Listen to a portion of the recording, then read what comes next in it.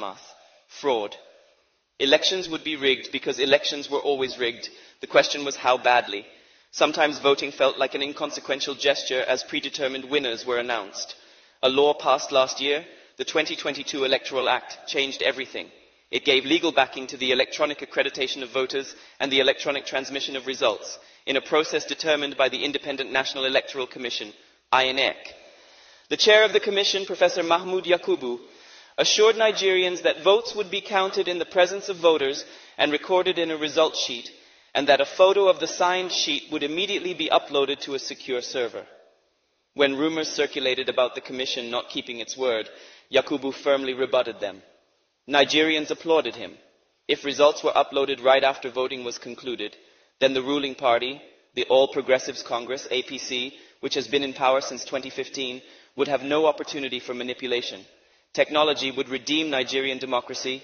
Results would no longer feature more votes than voters. Nigerians would no longer have their leaders chosen for them. Elections would finally capture the true voice of the people. And so trust and hope were born. By the evening of February 25th, 2023, that trust had dissipated. Election workers had arrived hours late or without basic election materials. There were reports of violence, of a shooting at a polling unit, and of political operatives stealing or destroying ballot boxes. Some law enforcement officers seemed to have colluded in voter intimidation. In Lagos, a policeman stood idly by as an APC spokesperson threatened members of a particular ethnic group who he believed would vote for the opposition. Most egregious of all, the Electoral Commission reneged on its assurance to Nigerians. The presidential results were not uploaded in real time. Voters, understandably suspicious, reacted. Videos from polling stations show voters shouting that results be uploaded right away. Many took cell phone photos of the result sheets. Curiously, many polling units were able to upload the results of the House and Senate elections, but not the presidential election. A relative who voted in Lagos told me, "We refused to leave the polling unit until the INEC staff uploaded the presidential result. The poor guy kept trying and kept getting an error message. There was no network problem. I had internet on my phone. My bank app was working. The Senate and House results were easily uploaded. So why couldn't the presidential results be uploaded on the same system?" Some electoral workers in polling units claimed that they could not upload results because they didn't have a password, an excuse that voters understood to be subterfuge. By the end of the day, it had become obvious that something was terribly amiss. No one was surprised when, by the morning of the 26th, social media became flooded with evidence of irregularities.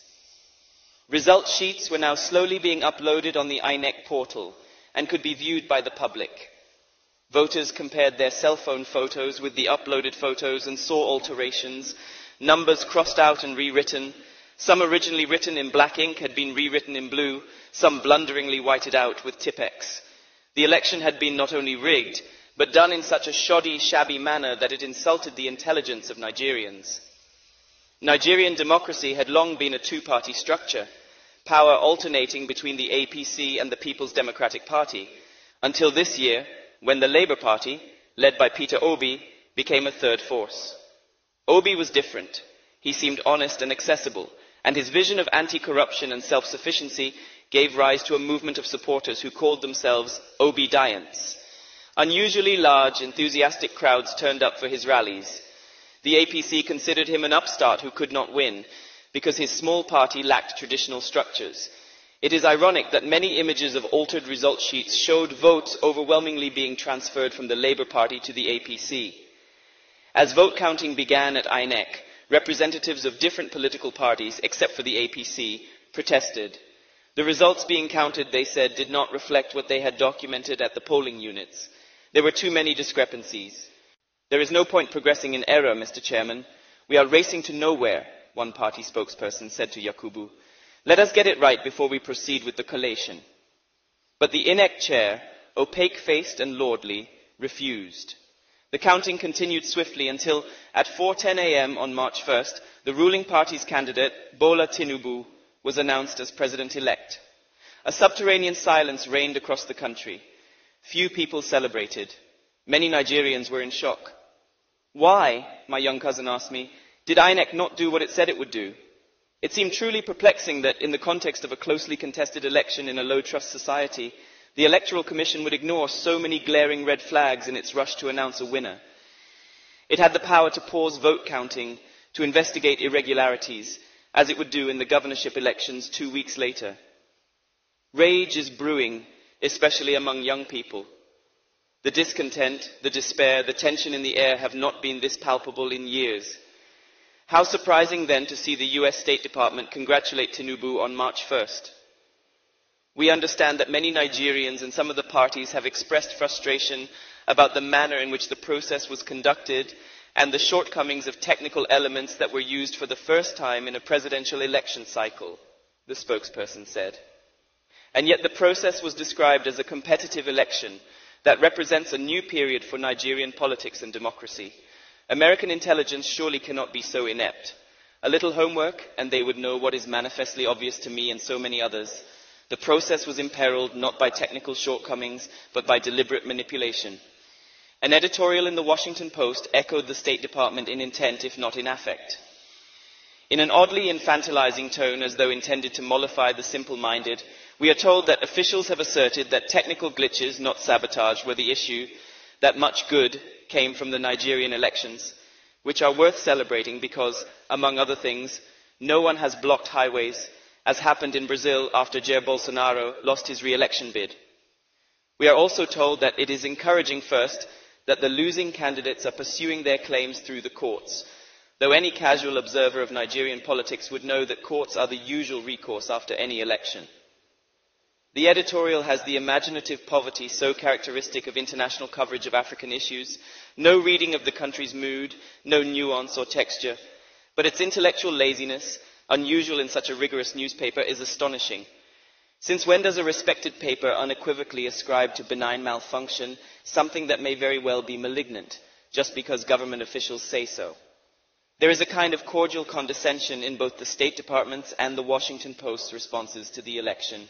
That the bar for what is acceptable has been so lowered can only be read as contempt. I hope, President Biden, that you do not personally share this cordial condescension. You have spoken of the importance of a global community for democracy and the need to stand up for justice and the rule of law.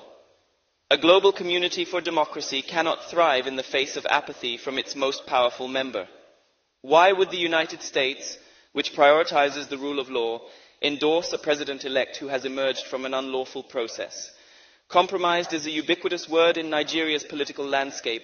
It is used to mean bribed, but also corrupted more generally. They have been compromised, Nigerians will say, to explain so much that is wrong, from infrastructure failures to unpaid pensions. Many believe that the INEC chair has been compromised, but there is no evidence of the astronomical US dollar amounts he is rumored to have received from the president-elect. The extremely wealthy Tinubu is himself known to be an enthusiastic participant in the art of compromising. Some Nigerians call him a drug baron because in 1993 he forfeited to the United States government $460,000 of his income that a Chicago court determined to be proceeds from heroin trafficking. Tinubu has strongly denied all charges of corruption. I hope it will not surprise you, President Biden, if I argue that the American response to the Nigerian election also bears the faint taint of that word, compromised, because it is so removed from the actual situation in Nigeria as to be disingenuous. Has the United States once again decided that what matters in Africa is not democracy, but stability? Perhaps you could tell British Prime Minister Rishi Sunak, who quickly congratulated Tinubu, that an illegitimate government in a country full of frustrated young people does not portend stability. Or is it about that ever-effulgent nemesis, China, as so much of US foreign policy now invariably seems to be?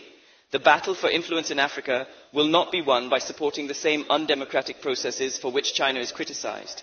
This Nigerian election was supposed to be different, and the US response must not be business as usual. The Nigerian youth, long politically quiescent, have awoken. About 70% of Nigerians are under 30, and many voted for the first time in this election.